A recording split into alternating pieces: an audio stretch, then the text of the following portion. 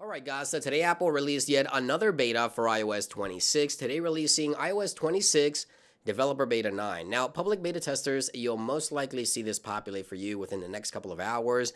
I would say within 24 to 48 hours at the latest. Now, I do have to say, I don't think we've seen a beta 9 for iOS ever since iOS 12 or iOS 13, if my memory serves me right, back in 2018 or 2019. Either way, we have a beta 9, and I thought this could be a possibility given the fact that iOS 26 is an entirely new redesigned operating system for the iPhone, and I'm sure Apple wants to make sure that animations and bugs are addressed before the RC, which obviously will be available within about a week or so. We'll talk about the expected release date for iOS 26 RC, which again should be available soon.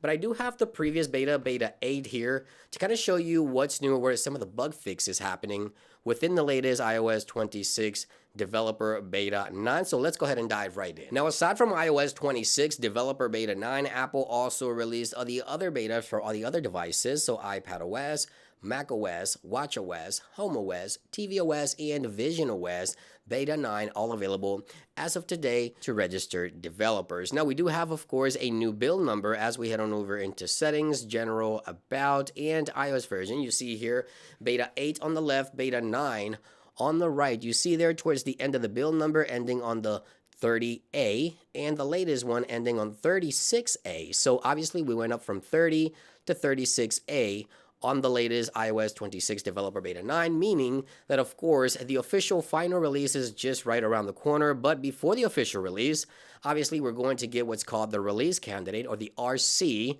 And again, we'll talk about that here momentarily. Now, there's two issues found within the code of the latest beta in regards to eSIM. So we see here that there's two codes that are being addressed, and Apple is going to want to address as many issues and bugs within the latest iOS 26 so that once this software is available to the general public, obviously everything should be running smooth, as smooth as it could possibly run, right? Because all software will always have some bugs. But I have to say, iOS 26, this latest beta continues to build upon the stability and performance of iOS 26. I am so surprised and pleased to use this operating system. And I think if you haven't updated to the betas just yet, once you get your hands on iOS 26, I'm pretty sure most users are going to love this new update. Now, I've also noticed a few additional bugs being addressed here with iOS 26 Developer Beta 9. So Beta 8 on the left and Beta 9 on the right. Can you tell the difference there if you take a look at some of the contact images here in the phone application? So take a look there. You see there that the bear is not aligned here within Beta 8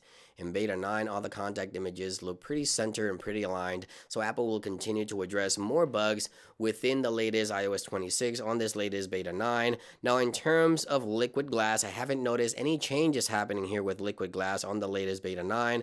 It looks like this is the final form for liquid glass. It looks like this is the new design that Apple is going to go with.